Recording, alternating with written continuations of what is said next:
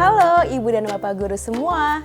Apakah Ibu dan Bapak sudah tahu pendekatan yang dapat digunakan untuk menentukan kriteria ketercapaian tujuan pembelajaran?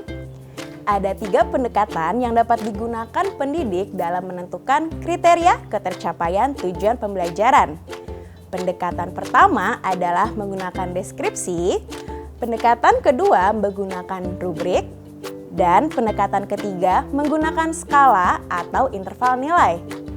Apa sih perbedaan ketiganya? Mari kita dalami bersama-sama. Pendekatan dengan menggunakan deskripsi kriteria.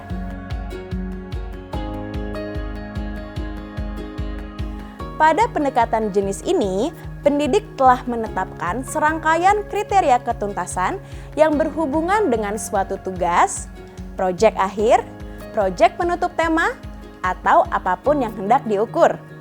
Pendidik dapat mengisi checklist pada kriteria memadai untuk peserta didik yang dianggap telah memenuhi tujuan pembelajaran. Sebaliknya, apabila ada peserta didik yang belum mencapai tujuan pembelajaran, maka pendidik dapat memberikan checklist pada kriteria tidak memadai. Apabila peserta didik tidak mencapai kriteria tersebut, maka peserta didik dianggap belum mencapai tujuan pembelajaran. Misalnya, pada tugas menulis laporan, pendidik terlebih dahulu menetapkan aneka kriteria yang mencerminkan sebuah laporan yang baik. Dari contoh pada layar, terlihat ada 4 kriteria yang mewakili kualitas sebuah laporan yang dianggap baik dan memenuhi syarat. Jangan lupa untuk menyertakan kolom kesimpulan. Kolom ini berfungsi sebagai penentu kualitas tugas peserta didik sekaligus menunjukkan bentuk intervensi yang perlu dilakukan oleh pendidik. Pendidik mempunyai kebebasan untuk menentukan jumlah checklist yang akan dijadikan indikator bahwa peserta didik telah mencapai tujuan pembelajaran. Hal ini tergantung pada banyaknya tujuan pembelajaran yang akan dinilai. Pendekatan dengan menggunakan rubrik.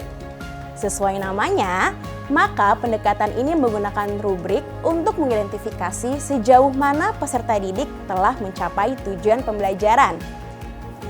Deskripsi pada rubrik lebih komprehensif dibandingkan dengan deskripsi kriteria yang kita bahas sebelumnya. Masih menggunakan contoh yang sama, yaitu tugas menulis laporan.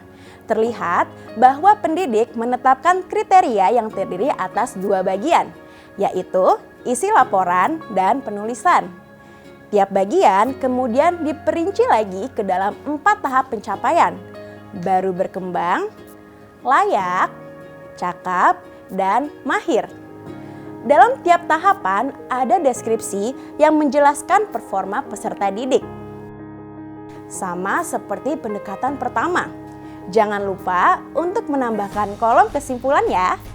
Pada konteks ini, peserta didik dianggap sudah mencapai tujuan pembelajaran jika memenuhi tahap cakap. Ilustrasi ini hanya merupakan contoh. Jumlah kategori cakap yang harus dipenuhi oleh peserta didik dikembalikan kepada pendidik di setiap satuan pendidikan, tergantung pada banyaknya tujuan pembelajaran yang dievaluasi. Dan yang terakhir, pendekatan menggunakan skala atau interval nilai. Untuk menggunakan pendekatan interval ini, pendidik dan atau satuan pendidikan dapat menggunakan rubrik maupun nilai dari tes.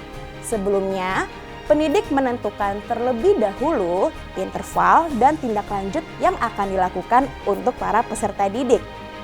Dalam menentukan interval, pendidik atau satuan pendidikan diberikan kebebasan untuk menentukan interval yang sesuai.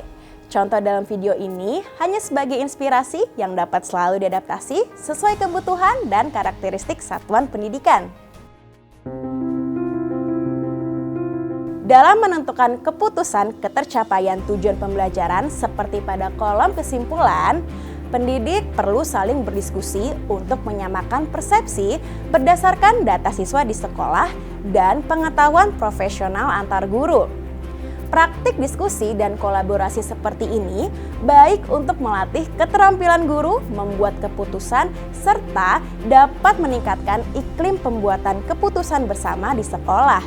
Ibu dan Bapak guru, kita baru saja mengenal 3 pendekatan yang dapat dipilih untuk menentukan kriteria ketercapaian tujuan pembelajaran.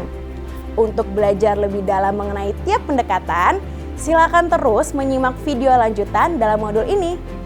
Selamat belajar!